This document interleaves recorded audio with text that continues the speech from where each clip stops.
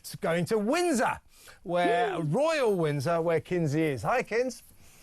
Hi, Kevin. I would like for you to know that I identify as a royal commentator. Yeah. So A damn good way. Well, that's just as well, because that's the role I wanted you to come on to this show to play. Well, not to play. You are a great royal correspondent. Now, let's... and of course, you're here in Britain. It was great to see you on the show the other day, and we had lunch yesterday, so it was lovely to see you.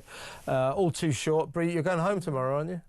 I am, and I already miss you. I already miss you. We had great fun. So great to see you. Next time, make it longer. I may be over there your way in the summer, so we'll... whale watching, you and I, whale watching. Yeah, do you know, I never did that. I'd like to do that. So, yeah, that's a date. That's a date. Yeah. Right. Let's talk about Harry and Meghan. Now, they've been up in Whistler in Canada, launching the excellent Invictus Games for military heroes, disabled military veterans. We love the games, and actually we applaud Harry for the work he does for this, you know, let's be fair. Now, he took Meghan up there to help launch this excellent event. And, well, the thing is, as I keep saying, she's basically went to Canada to kiss. She spent most of the time kissing him before he made a speech, kissing him before the event happened, kissing him in the crowd. At one point, he could be heard muttering, "Give me a kiss, son." You know, so they definitely wanted to do this for a kind of spectacle. I suppose they know it gets publicity, and also they've tried for the last few months, 6, 7, 8 months or so, to be seen separately because their image advisors suggested that might be better. The people don't really like them together. But they've changed their mind now. And they've decided they should be together. But Meghan seemed to go rather over the top with this. Kiss, kiss, kiss, cuddle, cuddle, cuddle. And she, basically, critics say, she made the launch of the excellent Invictus Games all about her. And we're hearing, Kinsey, through the grapevine, that actually organisers were not very happy about this, that she took away too much of the limelight from what should have been the real cause of the event, which was the military veterans, their heroism and their sporting events, that somehow or other she made it all about her, and they're not happy. That's the truth. And I have to stress to you, I lost count of how many people text messaged me asking if it was true that Meghan was asked to leave. Yeah, I should say that. I didn't put that in because she left. She did leave. Yeah, but I left Harry there. Got on a plane and flew back to California. So a lot of people saying, well, she could have stayed until Valentine's Day, but no. Yeah, so I have been asked by multiple people if it's true that she was asked to leave. I don't believe that it's true that she was asked to leave because she is so defiant that I think if she was asked to leave, she'd plant her feet even deeper. But I do know that organizers were disappointed by the experience. This is the new Winter Games. This is so exciting. This is a new chapter for the Invictus Games. And it was really supposed to be about, you know, how the Invictus Games continues to evolve and change people's lives for the better. And in reality, all we were talking about was Harry and Meghan and their public displays of affection. But I do believe that you and I predicted this weeks ago in anticipation for their way of reacting to the Vanity Fair article. This is their way of trying to dismiss and discredit the stories surrounding difficulties in their marriage and the idea that Meghan could potentially be shopping a divorce book. And I always felt like they were going to be over the top because it was around Valentine's Day too, that they would take advantage of the date. Yeah, and you're exactly right. I mean, that's what observers are interpreting her sort of kiss, kiss, kiss antics as being. A kind of way to create allegedly good publicity, positive publicity, in a bid to sort of draw a veil over this avalanche of bad publicity she's actually been receiving for a long, long time now. Hollywood Reporter last September reporting that she was a terrible bullying boss. Vanity Fair just recently, only last month, coming out with this 8,000-word report saying she was the boss from hell, reduced her employees to tears. One had to go into long-term therapy. I mean, the number of people who have left Archant now, it's 2025 or something like that, and they call themselves the Sussex Survivors Club. Make of that what you will. And don't forget, also, this dates back to when she was in Britain as a frontline royal, where palace staff accused her of being a terrible bully. So she's had this, a long, long period of very bad publicity depicting her as the bullying boss from hell who reduced grown men to tears. They called her a tyrant in high heels, tantrums at 5 a.m, all of that. So basically her name was mud, toxic in Hollywood. And I think she's gone to Whistler and decided, if I kiss Harry a lot and grin a lot, and smile a lot and look beautiful for the cameras, then that will wipe out all of that bad publicity. Well, it's going to take a little bit more than a few smoochy poses, a few smackers on Harry's lips to get rid of all of that bullying stuff, isn't it? Yes, and don't forget, she's trying to tease With Love Meghan. That's coming out March 4th. But Kevin, I think that this was another example. I mean, when it comes to Meghan's relationship with Invictus, Prince Harry was a yes man when he was under the umbrella of the palace. He knew that they knew more than he did. So when they would come to him with ideas, he would go, yes, absolutely, let's do it, let's execute. Now he's married to a woman that, by all accounts, is very controlling. By all accounts, she wants to be the boss and wants the glory. And so as the Invictus team approaches Prince Harry and says, what about this? Let's try this. There's now this buffer between Harry and his team. And it seems like it could potentially be causing problems for Prince Harry and Invictus. I mean, he has lost Invictus employees recently. I don't know if you remember, but the individual that really set up the Winter Games gone before the Winter Games. So there does seem to be some issues behind the scenes. That's the thing with her. So once again, she's taken an occasion, in this instance, the Invictus Games, the launch, and made it all about her, which plays into what she did with the Los Angeles fires, the awful fires that ravaged your home city, my former home city, where she went down to the smouldering ruins of houses to be pictured with Harry walking through the ashes. People said, you're, grief grifters, disaster tourists, tragedy vultures. People didn't like that at all.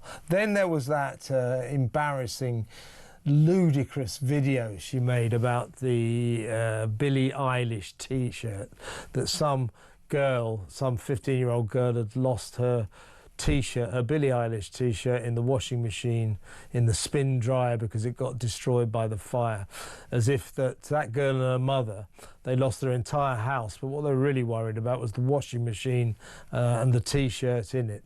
As you and I discussed before, you can get a Billie Eilish T-shirt about like that, $10, on Amazon. They're very much available.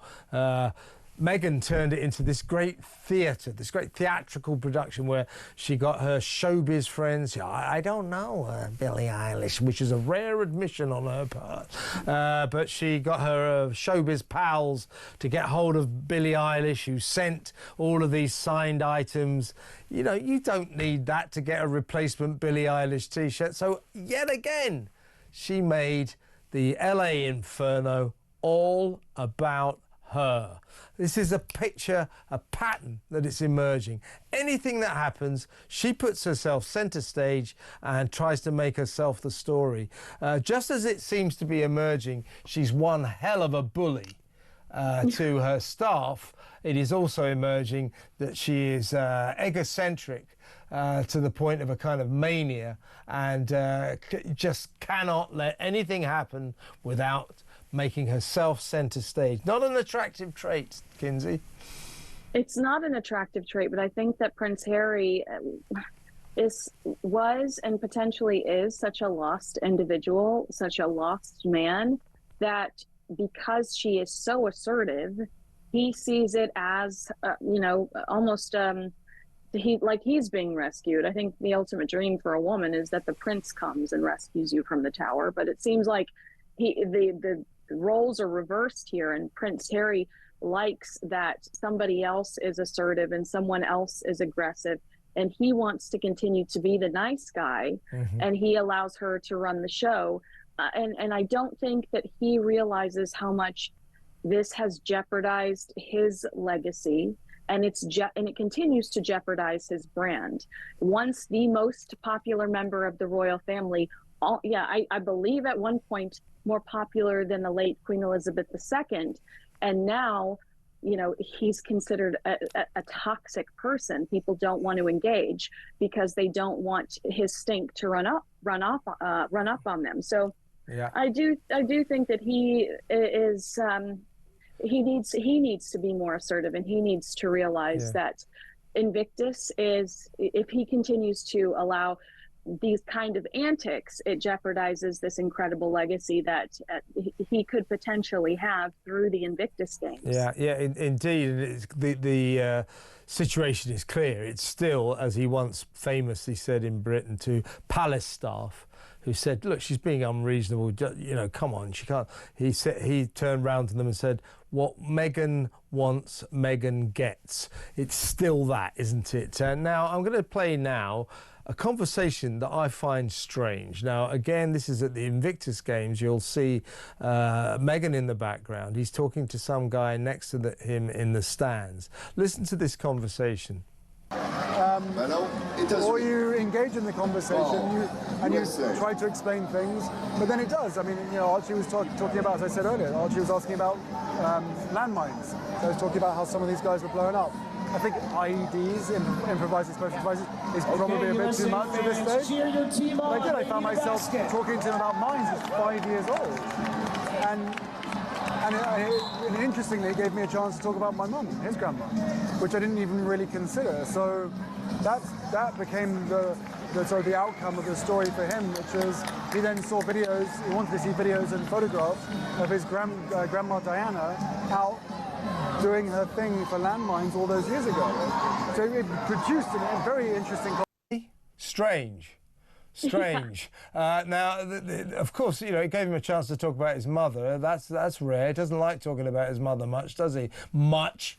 I mean, he seems to reduce every conversation with him comes down to his mother, to Princess Di. But what I found strange about that is, I suppose we have to take it as him at his word. But isn't Archie's 5 years old, right? Yes. You're talking to a 5-year-old about explosive devices, landmines, IEDs. And then he says, it gave me a chance to talk about my mother as well. I mean, who talks to a 5-year-old kid about explosive devices that kill people? It's a bit odd, isn't it? It is totally weird, but I'm not surprised, I guess. First of all, this is the same couple that within the Netflix series. Remember when Meghan approaches a blown-up picture, a professional image of Princess Diana, not like a sweet private image of Princess Diana, but a blown-up professional image of Princess Diana with a kid on her hip. Yeah. And she's like, "This is your grandmother." I mean, it's very bizarre the way that they try to utilize her legacy to elevate themselves at every corner. Yeah. I mean, I appreciate the fact that Prince Harry's taken a break from trying to convince us that that Meghan is the second coming of Diana. I will say that, but they always, saying that I believe it was Archie. They said that Archie wanted a waffle maker for Christmas. They always say these odd things. That's like a 2 or 3 year old boy at the time.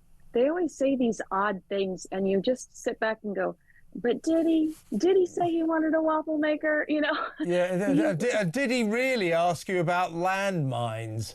Yeah. It's a 5-year-old kid. Hey, Daddy, tell me all about landmines. Do they blow people to smithereens? Yes, son, they do. I mean, you know, really? Really? Yeah.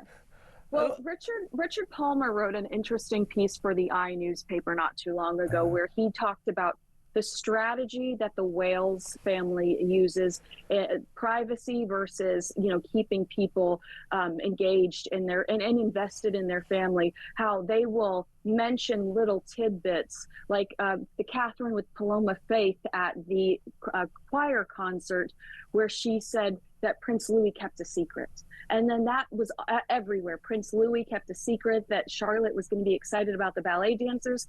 It's Harry and Meghan trying to recreate it, but because they stretched the truth so much, and because they've stretched the truth so much in the past, and also because these children are basically invisible, we have a hard time digesting it, unlike with the whales, where it seems sweet and organic.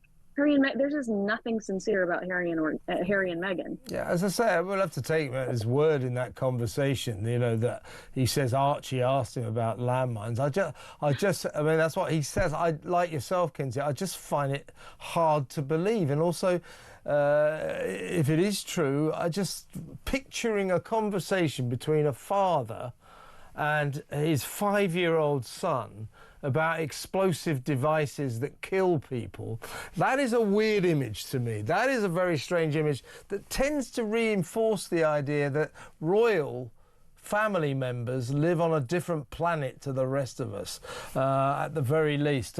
So anyway, talking of royals, you're down there in the royal town of Windsor. You've been looking at the castles, enjoying the royal atmosphere. What have you been up to? Oh, absolutely. I spent over $100 on knickknacks that I did not. I have another snow globe. I mean, I am so ridiculous. A Union Jack purse, a Diana purse. They were thrilled when they saw me walk through the door with my credit card statement. But yeah, I love the castle. It's the most beautiful thing in the world. And I almost went into the Prince Harry pub for a beverage, but I just could not do it. I was like, Kevin would never forgive me. Yeah, no, you can't go in there. You have to go to another royal pub. I don't suppose the flag is up, is it? Because that denotes that the king is in residence. But of course, usually in the old days, when the late great Queen was alive, you going down there, she'd almost certainly be across the road because she loved being in Windsor. But the king prefers to go to Highgrove, his other joint, and it doesn't go to Windsor quite so much. So I'm assuming probably that the Royal Standard isn't flying over Windsor Castle right now. But you know what? I am close to Prince Andrew. What a blessing. Yeah. Well, at least, yeah, that's right. Why don't you pop in and see him? Because I gather that he's a bit pushed for company these days. Actually, don't pop in and see him. Take my advice. You're off back home tomorrow, yes, Kins? Yes, I am. All right. Safe flight home, and great to talk to you. Great to see you this week.